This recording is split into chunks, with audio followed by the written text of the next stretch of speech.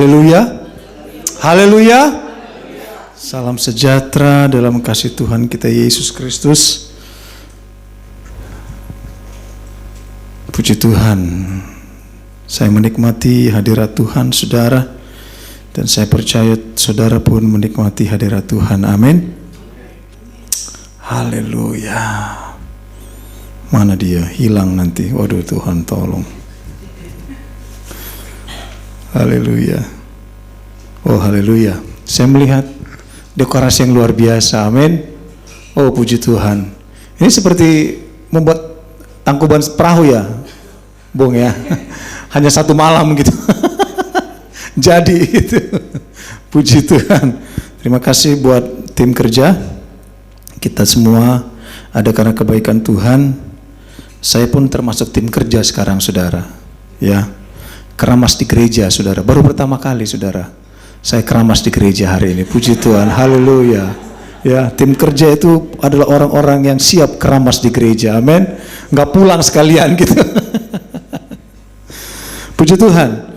Saudara, ini adalah perayaan hari kenaikan Tuhan Yesus. Setelah 40 hari dimulai dari kebangkitan Yesus dari kubur, ada 40 hari Yesus masih ada bersama-sama dengan murid-muridnya dalam pelayanan-pelayanan yang Tuhan sudah kerjakan, saudara. Dan hari ini adalah hari kenaikan Tuhan, dan 10 hari setelah itu adalah hari Pentakosta atau hari Pantekosta. Kok orang bilang kok Pantekosta, kan tulisannya Pentakosta. Saudara, ada satu tulisan, ada satu manuskrip yang tua, tulisannya Pantekosta. Dan waktu GPDI, ini Indonesian saya bilang, waktu GPDI didaftarkan ke Kementerian Agama waktu itu, masih orang Belanda, saudara ya. Pentecost oleh pemerintah ditulis Pantekosta. Jadi saya rasa dari orang-orang tua kita dulu kalau dikatakan Bapak namanya siapa? Seperti adik saya, saudara, adik saya Frankie, saya daftarkan SD waktu itu namanya Frankie, F-R-A-N-K-Y, Frankie, keren saudara. Tetapi giliran ijazah jadi Perengki, saudara. Jadi itu, jadi memang penulisannya, penulisannya jam orang itu ya apa ya, Perengki gitu. Kok ijazah SD Perengki, dulu saya daftarkan Frankie gitu ya. Jadi ya begitu, saudara ya. Puji Tuhan. Mari kita melihat dalam Injil Yohanes pasal 14. Udah capek belum sih? Berdiri yuk. Injil Yohanes pasal 14 ayat 1 sampai 14. Jadi gampang ya, 1414. Injil Yohanes 14 ayat 1 sampai 14 ya. Jangan dicoba, saudara, nggak akan keluar angka ini, saudara. Rumah Bapa, saya akan baca ayat ganjil, saudara akan baca ayat genap. Janganlah gelisah hatimu, percayalah kepada Allah, percaya juga kepadaku.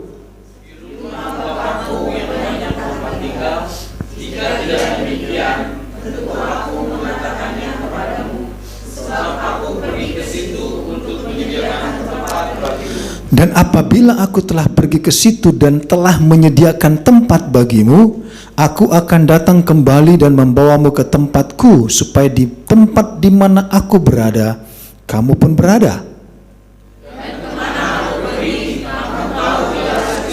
Kata Thomas kepadanya, Tuhan, kami tidak tahu kemana engkau pergi. Jadi bagaimana kami tahu jalan ke situ?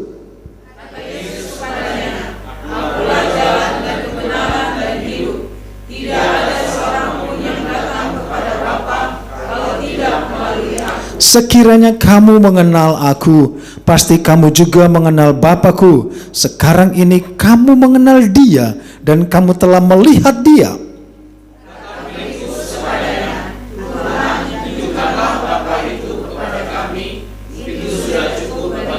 Kata Yesus kepadanya, telah sekian lama aku bersama-sama kamu, Filipus, namun engkau tidak mengenal aku. Barang siapa telah melihat aku, ia telah melihat Bapa. Bagaimana engkau berkata, tunjukkanlah Bapa itu kepada kami?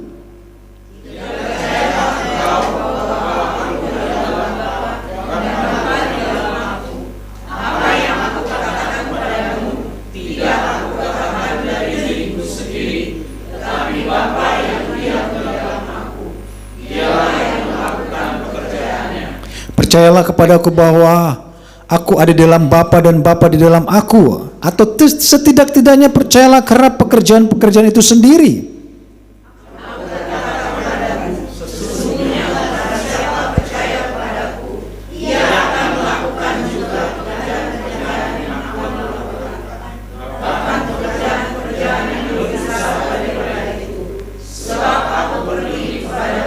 Dan apa juga yang kamu minta dalam namaku, aku akan melakukannya supaya Bapa dipermuliakan di dalam Anak.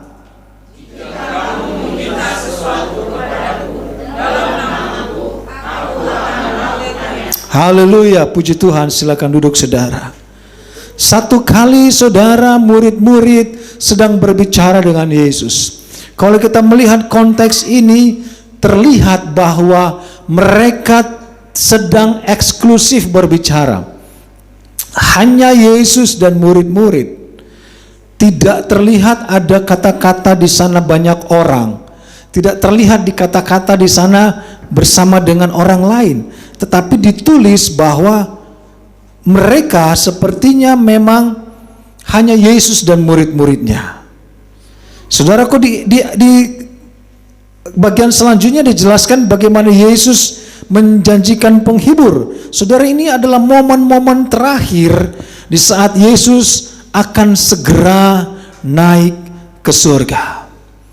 Tetapi murid masih belum bisa menangkap pesan dari sebenarnya tujuan semuanya itu.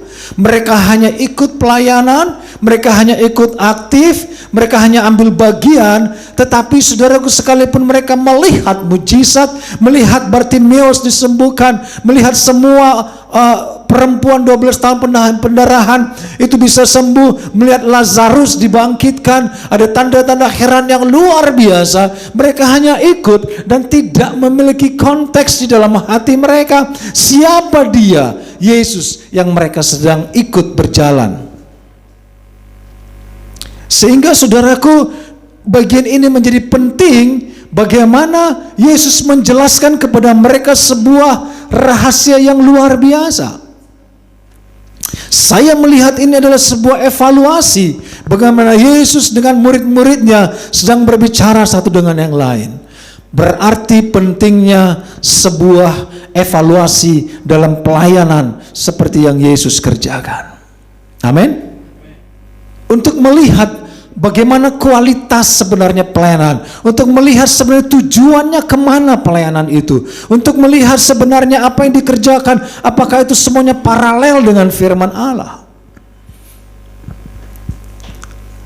Dosen psikologi saya, saudara, berkata, kita itu sebelum memejamkan mata istirahat sebaiknya kita memiliki momen evaluasi, baik itu pribadi maupun suami istri, sehingga berkomunikasilah suami istri, apa yang sedang kita lakukan sepanjang hari sampai tengah malam ini, apakah semuanya sudah berkenan di hadapan Tuhan. Amin. Sehingga berkomunikasi, sehingga malam ini kita istirahat, kita sudah berevaluasi dan kita sudah melihat apa yang sudah kita kerjakan baik atau tidak, sehingga malam ini kita istirahat. Firman Tuhan katakan dalam istirahat mereka Allah memberkati mereka, sehingga pagi dibangun pagi di hari yang baru ada kegiatan atau ada kehidupan yang baru. Amin. Sekalipun banyak orang berevaluasi di media sosial, saudara, tetapi seorang hamba Tuhan, guru saya katakan, berevaluasilah dengan Tuhan. Amin. Ini mereka sedang berevaluasi dengan Yesus. Dikatakan saudaraku bahwa jangan gelisah hatimu. Saudaraku, ada suatu kegelisahan dan keraguan dari murid-murid Yesus. Ini pelayanan modelnya apa? What is this? Apakah ini pelayanan untuk kita hidup? Apakah ini pelayanan untuk pribadi kita? Mereka gelisah, saudara. Yesus bisa membaca pikiran mereka, betapa mereka gelisah atas semuanya itu. Sekalipun mereka melihat mujizat, 5 roti 2 ikan bisa mengasih makan 5.000 kakak, tapi mereka masih gelisah. Yesus katakan, aku adalah sama dengan Bapa. Mereka masih gelisah, saudara. Mereka masih belum tahu tujuan hidup mereka, tujuan pelayanan mereka, saudara. Sehingga Yesus harus berkata, janganlah gelisah hatimu, percayalah kepada Allah, percaya jugalah kepada aku. Di rumah Bapakku banyak tempat tinggal. Dan jika tidak demikian, tentu aku mengatakannya kepadamu, sebab aku pergi ke situ untuk apa, saudara? Untuk menyediakan tempat bagimu. Betapa indahnya janji itu, saudara. Bagaimana Yesus hendak membawa murid-muridnya untuk ke suatu tempat yang luar biasa. Bahwa aku pergi kepada Bapa untuk menyediakan tempat, saudara. Tujuan Yesus naik ke sorga yang utama adalah kembali kepada Bapa untuk menyediakan tempat bagi engkau dan saya. Amin. Ada kegelisahan, tetapi tujuan dari semua itu, saudara, supaya mereka mendapat tempat yang terbaik bersama dengan Yesus. Ini yang luar biasa, saudara. Bagaimana mereka harus mendapatkan bagian itu. Tempat yang Yesus siapkan bagi semua orang, itu bagi engkau dan saya. 4, dan kemana aku pergi, kamu tahu jalan ke situ. Kata Thomas kepadanya, Tuhan, kami tidak tahu kemana engkau pergi, jadi bagaimana kami tahu jalan ke situ? Saudaraku, kembali lagi Thomas berbicara sebuah keraguan, saudara. Mereka sepertinya sedang krisis identitas. Ini benar-benar pekerjaan Tuhan atau tidak? Saudara, saya mau katakan, di saat Yesus lahir di kandang domba di Bethlehem, raja orang Israel Herodes, saudara, ada satu keinginan dia untuk membunuh Yesus, karena dia dengar bahwa yang akan lahir adalah calon raja. Dia berpikir Yesus adalah raja dalam bentuk fisik. Mereka berpikir bahwa Yesus akan menjadi raja untuk menyelamatkan mereka dari jajahan dan dari perbudakan Roma. Tetapi sebenarnya mereka salah, saudara. Inilah yang belum dimengerti oleh para murid waktu itu. Mereka melayani, tetapi mereka tidak tahu apa tujuan dari pelayanan itu. Tujuan dari semuanya itu Yesus katakan, supaya engkau tahu kemana aku pergi dan kau tahu jalan ke situ. Thomas katakan, bagaimana caranya? Yesus katakan kepada ayat 6, I am the way, the truth, and the life. Aku adalah jalan dan kebenaran dan hidup. Tidak ada seorang pun yang datang kepada Bapa kalau tidak melalui aku. Jelas, saudara. Hanya lewat Yesus bisa sampai kepada Bapa. Dan Filipus, saudara, dia pun memiliki keraguan. Ayat 8 kalau kita loncat, tunjukkan Bapa itu kepada kami. Ini kayaknya 2 murid yang vokal kayaknya, saudara ya. Mungkin yang lain, aduh Tuhan, udah capek seharian pakai ngobrol lagi, aduh gitu ya, yang lain gitu. Tapi Thomas sama Filipus aktif deh, saudara. Tapi aktif menunjukkan dalam tanda kutip kebodohannya, saudara. Aduh gitu. Sementara Thomas sebenarnya punya kasus, Thomas nih. Waktu Yesus menampakkan dirinya, kalau itu Tuhan, tunjukkan tanganmu gitu loh. Benar gak engkau Tuhan? Jadi agak kritis, saudara ya. Puji Tuhan. Orang-orang kritis itu aset, saudara ya. Aset bikin rambut rontok gitu, saudara ya. Saya tadi minta obat kuat ke Bung Daniel, obat kuat rambut, saudara, karena saya lupa bawa.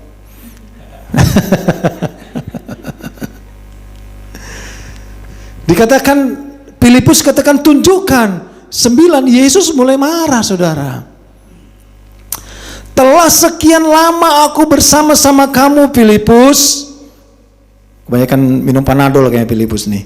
Namun engkau tidak mengenal aku. Barang siapa telah melihat aku, ia telah melihat Bapa. Bagaimana engkau berkata, tunjukkanlah Bapa itu kepada kami? Masih nggak mudeng, saudara, bahwa Yesus adalah Tuhan. Pandangan mereka, Yesus adalah nabi, adalah manusia. Tetapi Yesus sedang memperkenalkan sebuah konsep yang seutuhnya, bahwa jikalau engkau sudah melihat aku, engkau sudah melihat Bapa. If you have seen me, you have seen the Father. Amin.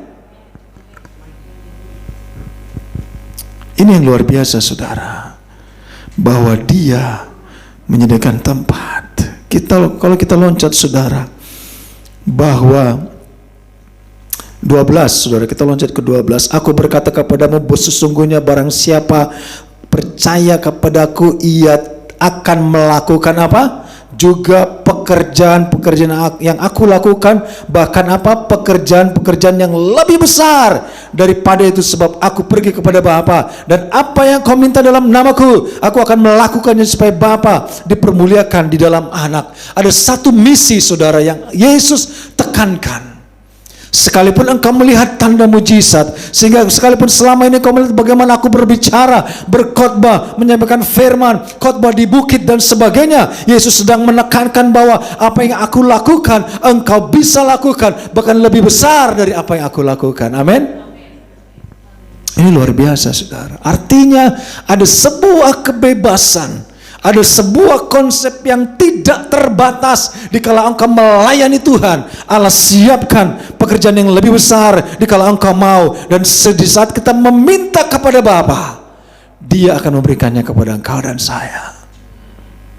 Amin. Kita minta kepada Bapa.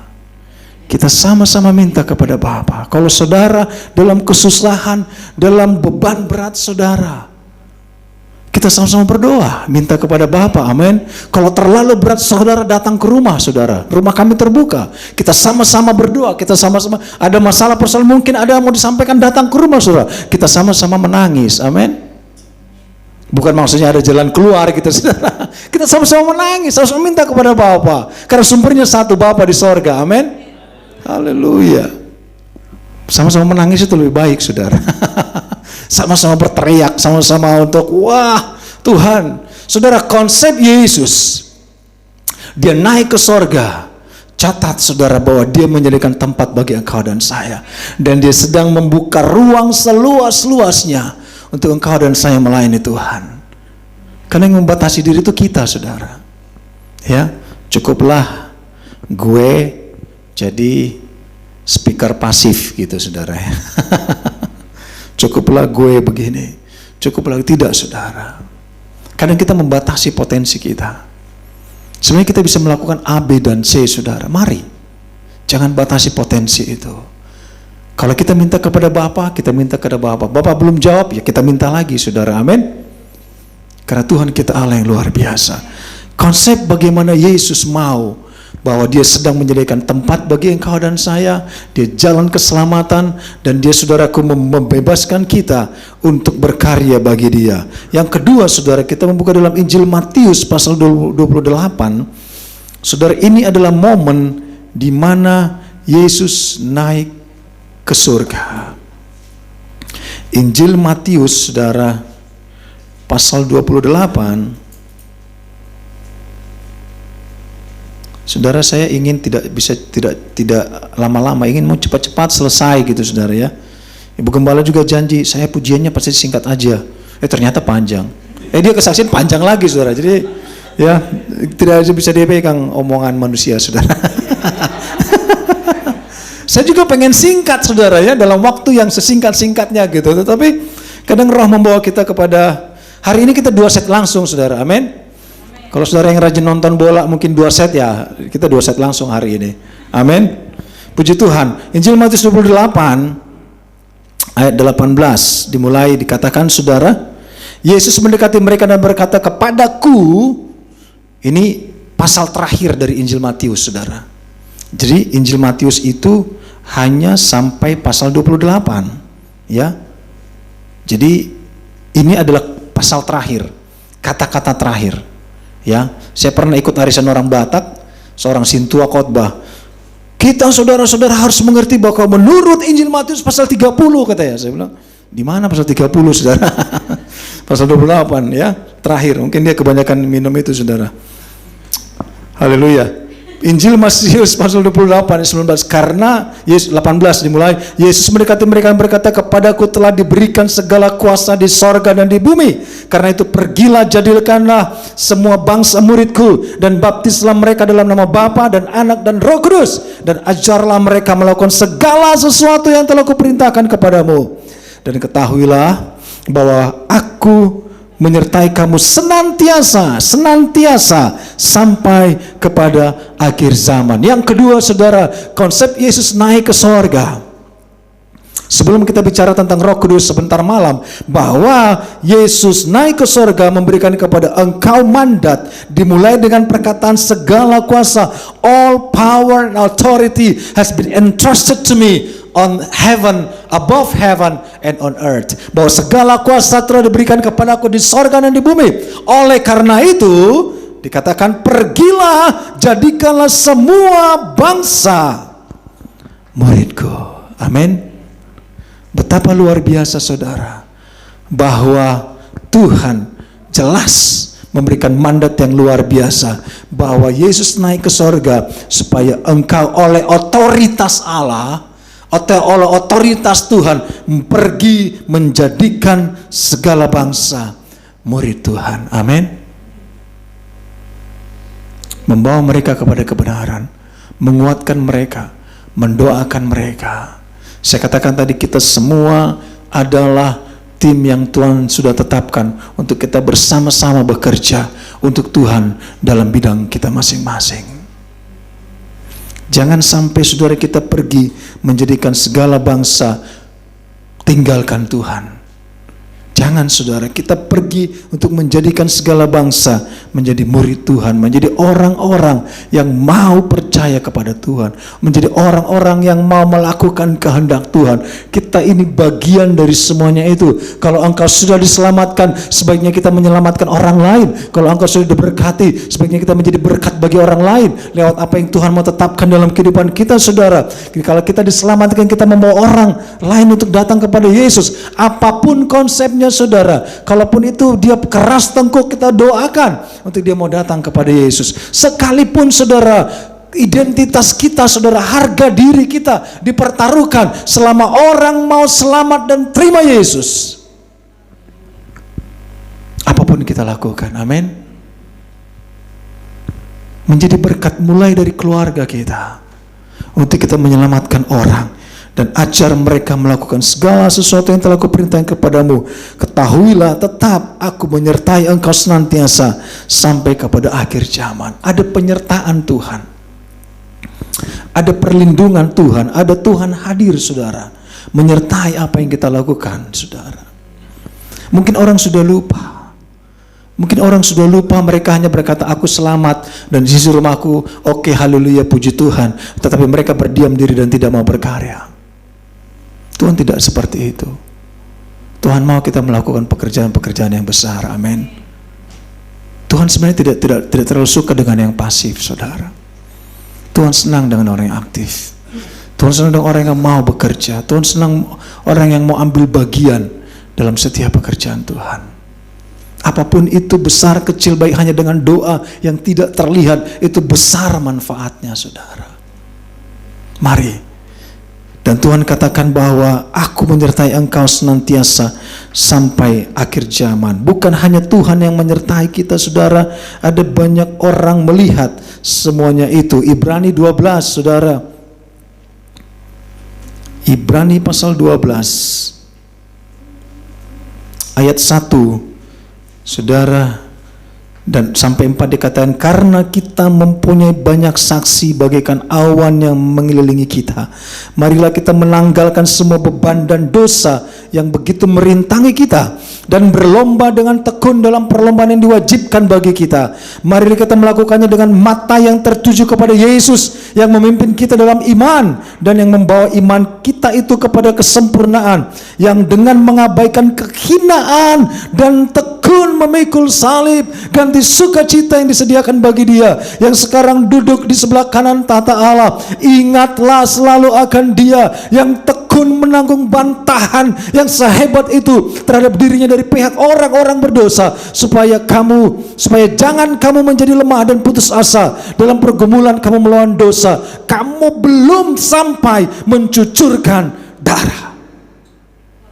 Ada orang, saudaraku, aduh terlalu berat, saudara, tidak mampu, saudara. Tetapi saudara, Yesus katakan, ingat selalu akan dia yang tekun menanggung bantahan yang sehebat itu terhadap dirinya. Ada bantahan yang selalu dilemparkan kepada dia, saudara. Dia tekun memikul salib itu. Dan firman Tuhan katakan, pergumulan kamu melawan dosa belum sampai mencucurkan darah. Mungkin mencucurkan keringat, mungkin mencucurkan air mata campur ingus sambil nangis, saudara, tapi nggak sampai mencucurkan darah. Yesus katakan, karena kita mempunyai banyak saksi, bagaikan awan yang mengelilingi kita. Mereka yang sudah dahulu meninggalkan kita, saudara, orang-orang yang kita kasih yang sudah terlebih dahulu Tuhan panggil. Saudaraku, dalam konsep ini dikatakan mereka melihat engkau dan saya. Mereka sedang menonton perjuangan imanmu. Mereka sedang melihat ketekunanmu. Mereka sedang memotivasi dari tempat yang maha tinggi. Ayo lanjutkan, ayo kuat, ayo kuat, ayo tegar, saudara. Di saat engkau lemah, mereka terus memotivasi dan berdoa. Saya pernah katakan saat saya khotbah di tempat lain, saudara,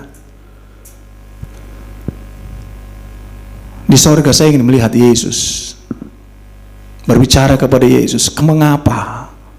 Tetapi selain Yesus, saya ingin bertemu dengan Papa dan Mama saya. Membuat saya semakin termotivasi untuk hidup benar, saudara. Menghilangkan segala bentuk ego yang ada di dalam hati saya. Karena saya tahu di sorga saya akan ketemu dengan Yesus. Dan saya akan ketemu dengan Papa dan Mama saya, saudara. Dan tidak ada ruang di hati saya untuk berkata, ini terlalu berat, ini terlalu sakit, ini terlalu menyakitkan. Tidak. Karena apa?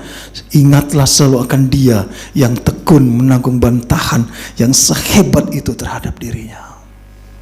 Dia terus bertekun. Sekalipun dia punya kuasa untuk berontak, untuk membungkam semua orang, tapi dia terus bertekun. Dia pikul itu salib, dia pikul itu salib sampai pada titik darah terakhir. Amin. Itu yang luar biasa. Karena kita mempunyai banyak saksi, para rasul, Yesus, dan mereka yang sudah terlebih dahulu mendahului kita. Mereka ada di sorga, mereka melihat perbuatanmu, dan mereka sedang memotivasi engkau untuk tetap bangkit dan kuat di dalam Tuhan. Amin. Harga darah Yesus tidak terbatas, saudara. Firman Tuhan katakan, apa yang kau kerjakan tidak sampai mencucurkan darah. Mencucurkan keringat ya mungkin, air mata ya mungkin, tapi darah tidak.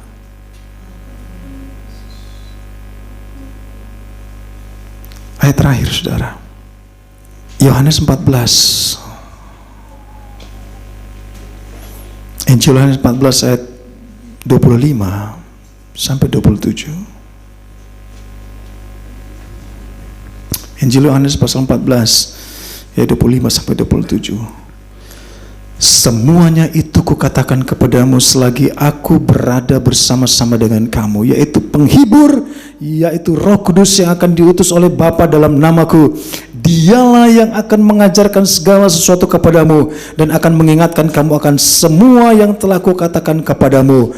Terakhir catat, saudara, damai sejahtera kutinggalkan bagimu. Terus, damai sejahteraku kuberikan kepadamu, dan apa yang kuberikan tidak seperti yang diberikan oleh dunia kepadamu. Janganlah gelisah dan gentar hatimu. Yang ketiga, Yesus naik ke sorga. Dia meninggalkan damai. Amin. Damai sejahteraku. Kalau di jalan saudara tangkap polisi, damai mungkin beda bahasa. Mungkin saudara nyenggol orang, saudara, apalagi dari kaum Majus, saudara, damainya bentuknya beda, saudara. Damai, ya babak belur itu damai, tanggung jawab, saudara. Tetapi saudara, Tuhan katakan, damai sejahtera-Ku tinggalkan bagimu, damai sejahtera-Ku, it's my own peace, that's what I have. Damai sejahtera-Ku Ku berikan kepadamu, dan apa yang Ku berikan tidak seperti yang diberikan oleh dunia kepadamu. Jangan gelisah dan gentar hatimu. Murid-murid gelisah karena mereka bingung, ini pelayanan mau dibawa kemana? Apa untungnya bagi gue? Gue jadi apa kalau aktif pelayanan? Yang ada gue rugi. Saudaraku, jangan gelisah hatimu, karena ada tempat Allah sediakan bagi engkau dan saya. Jangan gelisah hatimu, karena Allah tinggalkan damainya bagi engkau dan saya. Amin. Kita bangkit berdiri, saudara, kita naikkan pujian.